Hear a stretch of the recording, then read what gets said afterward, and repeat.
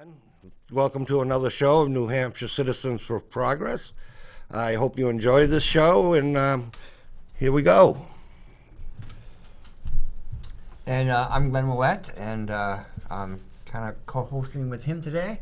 And we're talking about the census, and one of the discussions will be the undercount, where certain populations are not always completely counted, and that affects our federal funding in the next 10 years.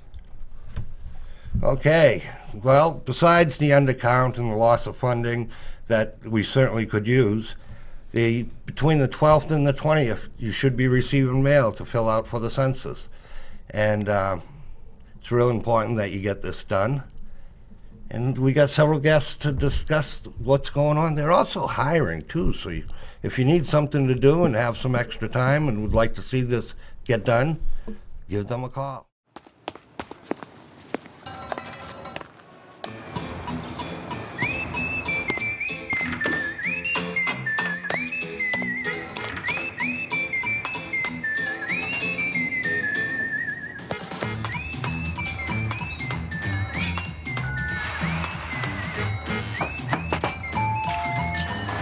I'm a census taker. Good pay, flexible hours. Help shape your community's future. Be a census taker. Apply today. Okay. Hi, I'm Nicole McKenzie. I work for the U.S. Census Bureau as a partnership specialist. And I'm Susan Howland. I'm working as the Manchester Complete Count Coordinator for the census. What I thought, first, I would like to give people a little background on the census, why we do it, so they understand what it is. Every 10 years, the Census Bureau is out into the community counting every person who lives in America. It's important that we get a count. It's in the Constitution that we do this, and we want people to know how important it is. It's important to make sure we get a complete count of everybody in the community because the census numbers drive the dollars. So over $675 billion every year are dispersed across America based on census data. So if a community doesn't get its accurate count, then that community is going to receive less dollars than it may need, not just this year, but for the next 10 years. We don't come back and do this again until 2030. So it's important that we get it right. That is one of the reasons, and one of the very most important reasons. These funds support the roads, they support our school system, medical services, so everybody benefits from the services and programs that the census is driving dollars toward. The other part of it is it does determine how many seats we have in the House of Representatives. It helps us with our voting districts and school districts, making sure that everyone has the fair share and fair allocation. Perhaps we could talk a little bit about Manchester and how it might be important to Manchester, and I'll turn it over to you if you want to add to that. Thank you. Yes. So in Manchester, in the last census, in some of our more poorer neighborhoods, we had between a 25 and 33% lack of response rate. So we definitely want to do a lot better than that. So you have nearly a third of people in some neighborhoods that just are not filling out the census at all. So that means, that those counts and of those folks living in those neighborhoods, could potentially, make us not get the funding that we would need to support those populations. What is the 2020 census? Every 10 years, the census records everyone living in this country.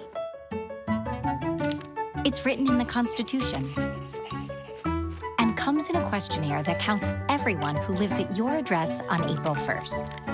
The data can be used to inform funding for services like fire stations, schools, clinics, and representation that affect your community. Shape your future. Start here. Visit 2020census.gov. Anything that came out from the census, and that's important for people to know. The other thing is that I, as a census worker, and every census worker that we hire, we take an oath of office, and that oath, we have to protect the data that we collect for life, even when we're not working for the Census Bureau.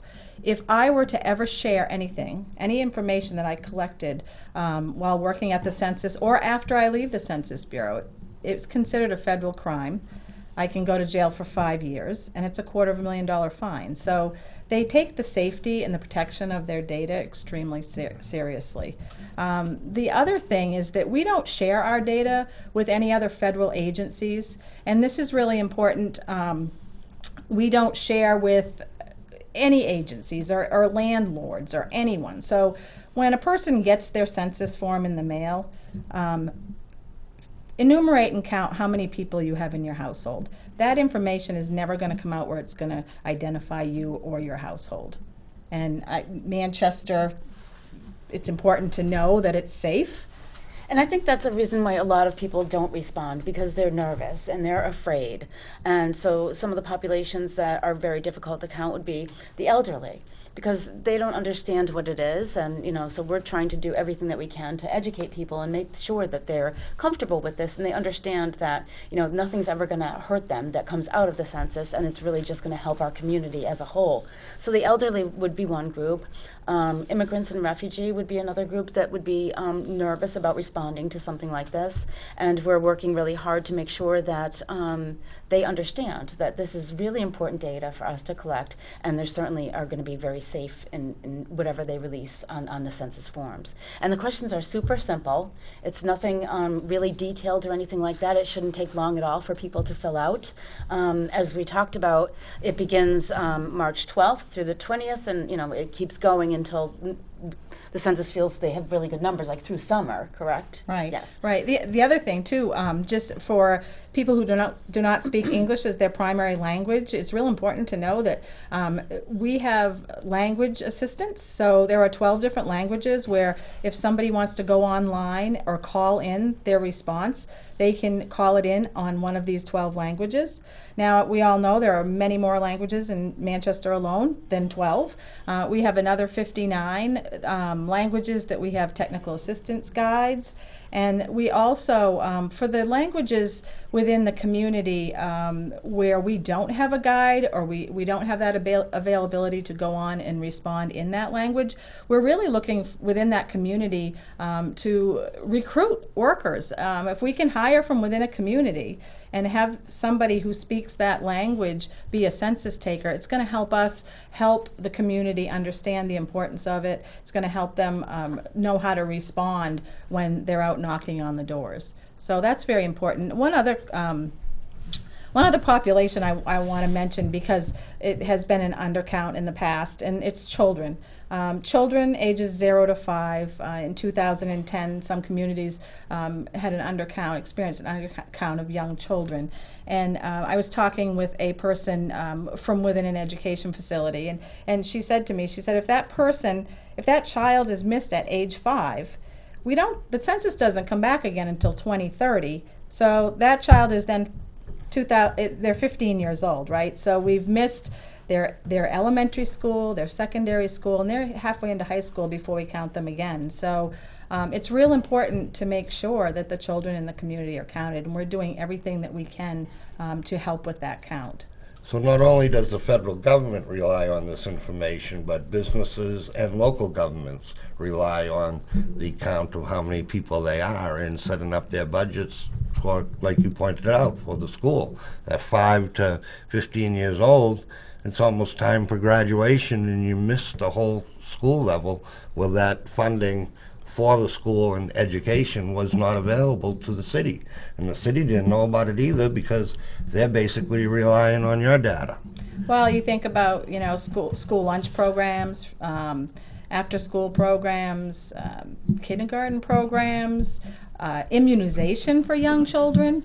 All of this is supported with the help of federal funds. So if the count is off, then the community may not get the federal funds that it needs.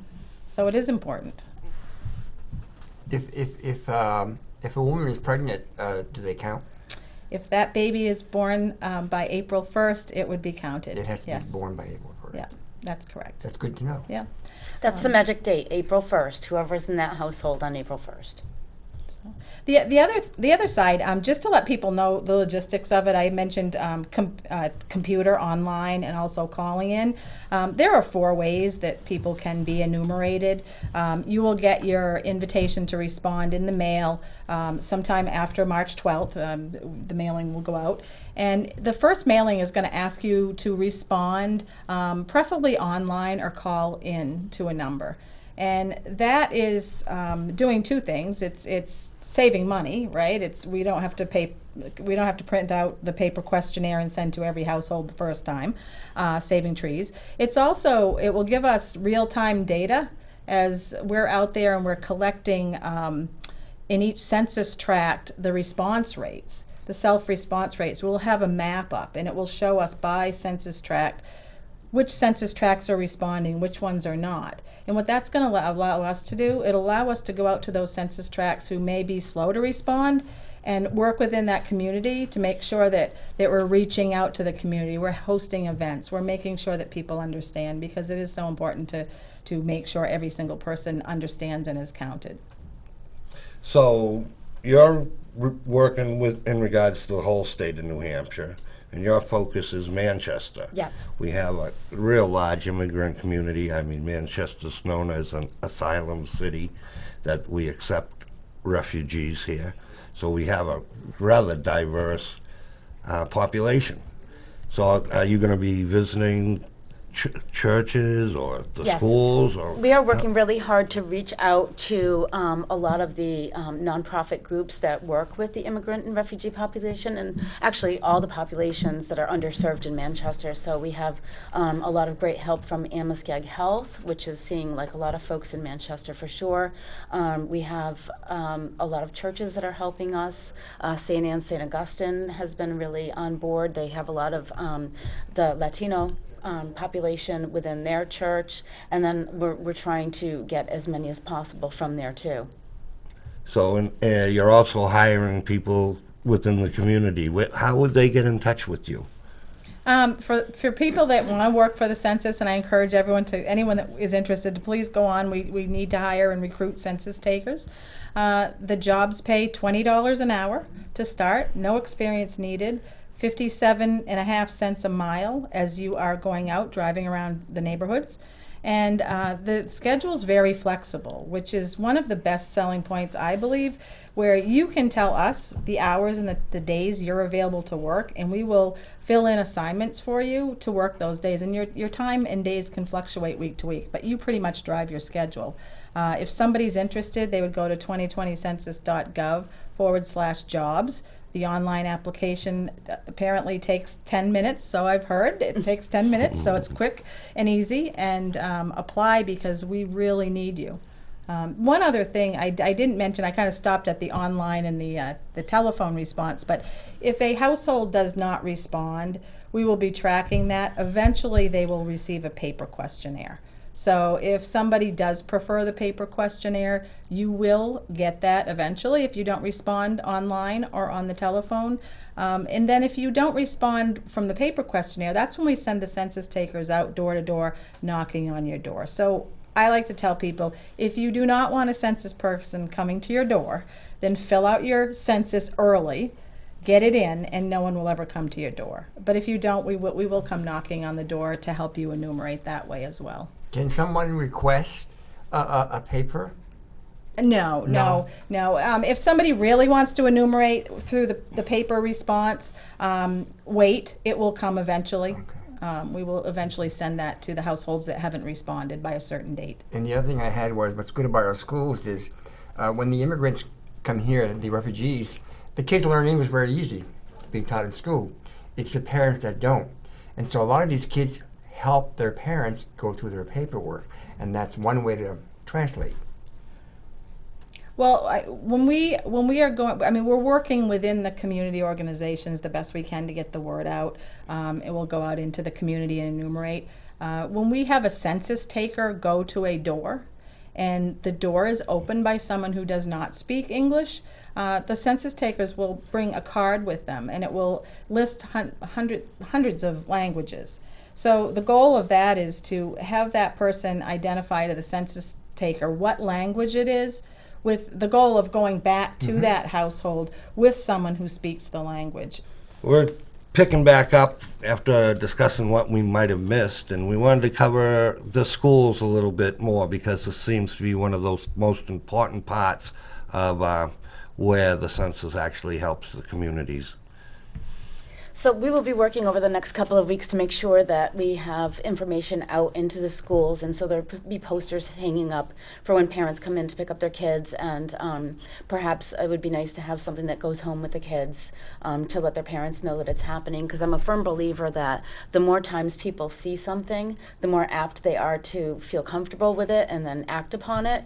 So we're trying to get there from every different direction that we can, and there's also some really wonderful educational opportunities that the Census Bureau put together that can be done either in school or an after-school program, and parents could do it with their kids too, and they're age appropriate anywhere from K to 12, so that's a really nice piece too. The Census website is actually a really good resource, and I think that any question that you have is probably going to be answered.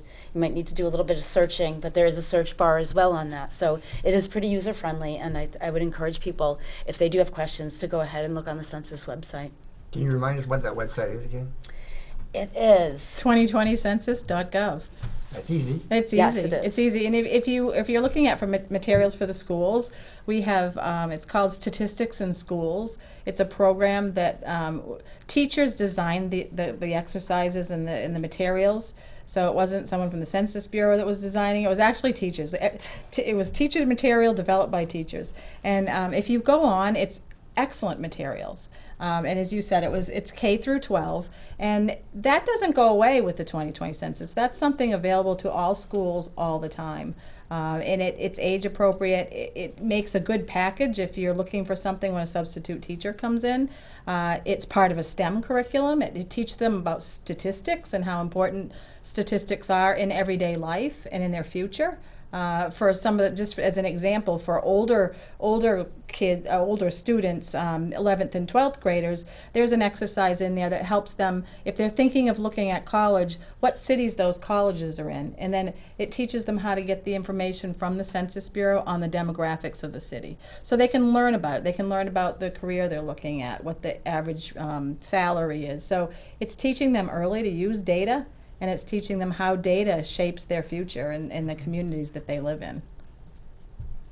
In regards to the data, you wanted to make sure that people understood it's in the process of filling out the census, you're not requesting social security numbers or anything of that nature. Yeah, it's important for people to know what we don't ask for. We never ask for social security number on the 2020 census.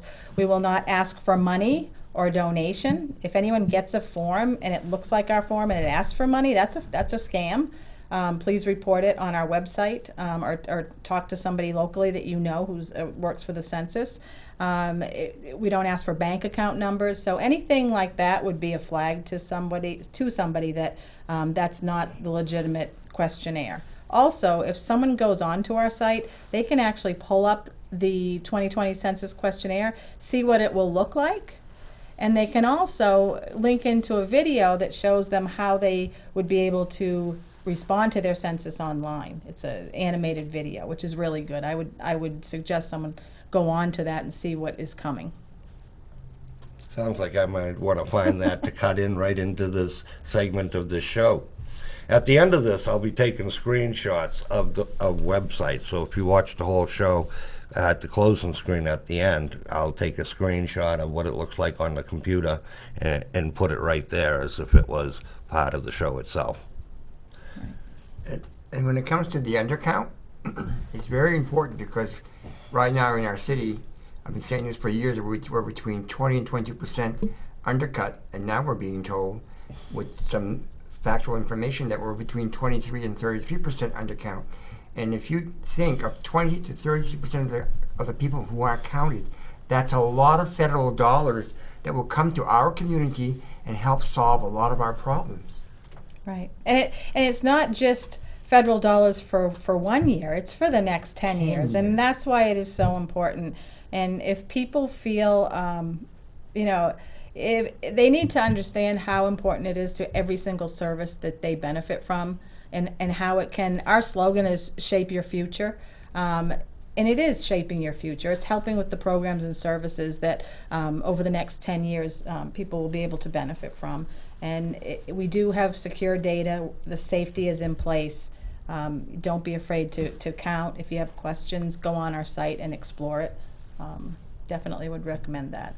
One more question, and that is, for those students who come to our community for college and do not live in the dorm, they actually live in an apartment in Manchester, how can they get counted? College students who live off campus are one of our hard to count populations. If you're in college, you would be counted at where you go to college because that's where you live and sleep most of the time.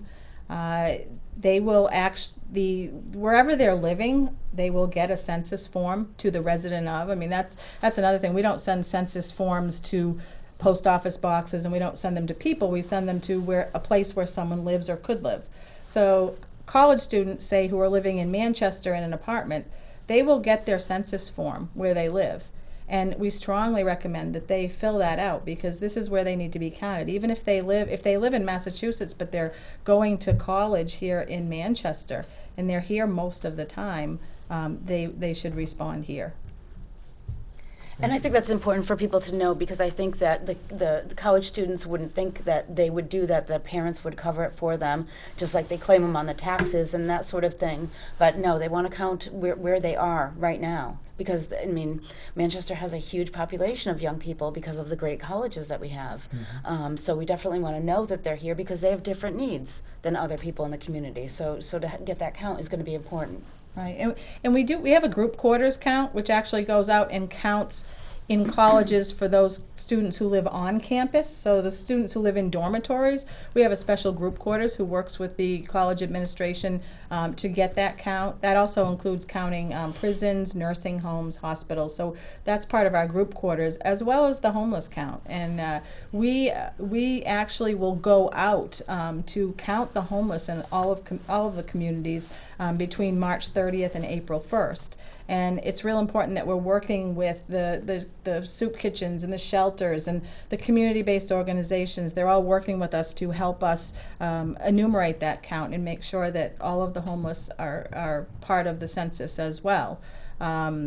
We want them to know that this is important to their future and we don't want to miss anyone. Specifically in Manchester, what locations are you going to be going to? I've heard discussion of a church.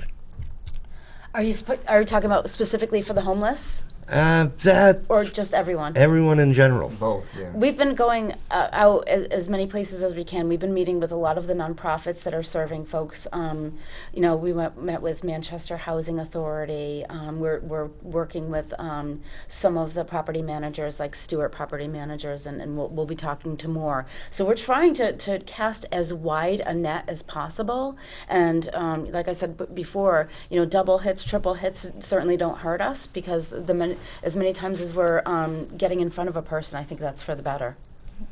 These organizations, they're the trusted voices in the community. They're the people that are out and the community members trust these folks. They're the ones that help them with their food. They help them with housing. They're a face in the community. And when that person tells them about the importance of the census, they trust them. I could go out, they don't know me. Who is that?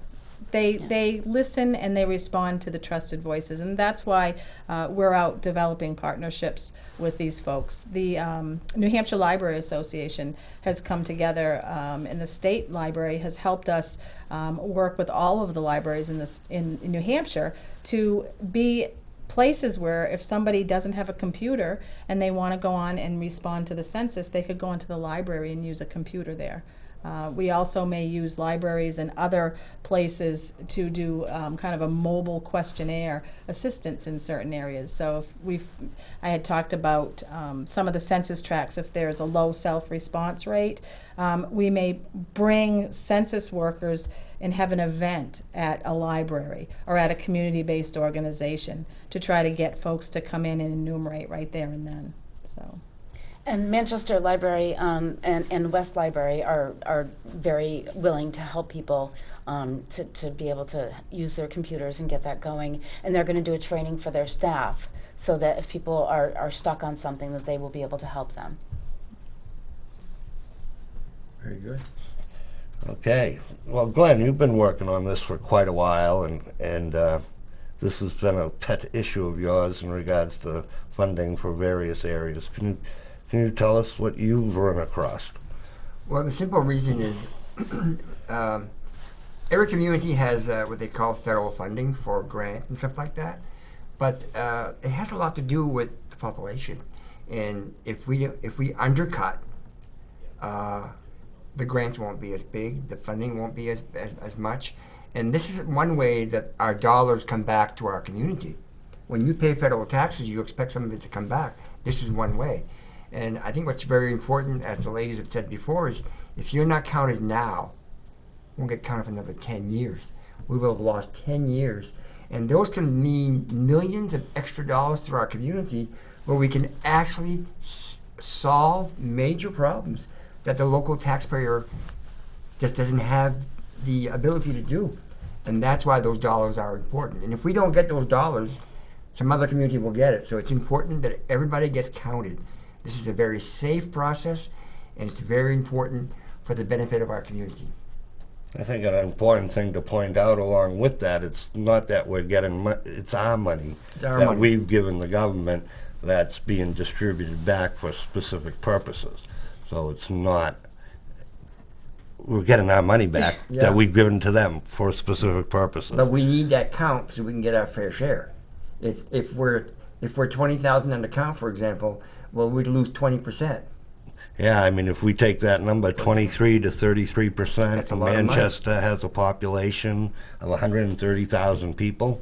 I mean, just taking simple math, that's 30,000 people, easy. And for those of you who find it very important about our roads to be fixed, a lot of the money from the feds come for transportation, for bus transportation, for elderly transportation, as well as for the roads to be fixed. So this is the way for us to get our money back to fix those things. That's very important. Right, right. Well, it goes into planning too. Planning on which roads to upgrade, which roads to build. Yeah. They look at where people live and where people work, and what roads take them. What roads are driven on most. So you're right. It brings in a lot of highway transportation money into the state as well. And Fixes our education- potholes in New Hampshire. And education is equally as important. Yes. Yes. Yes. Okay, well, at the end of the show here, I'm going to put in a couple clips. I make this available on YouTube. Plus, like I said, I'll take a screenshot of the census website so you know what it looks like and access it. And I want to thank you for watching. Take care. Be well. You can scare them at the end and say, "Look, we need I you don't- guys to respond, or we're not going to have the money we need."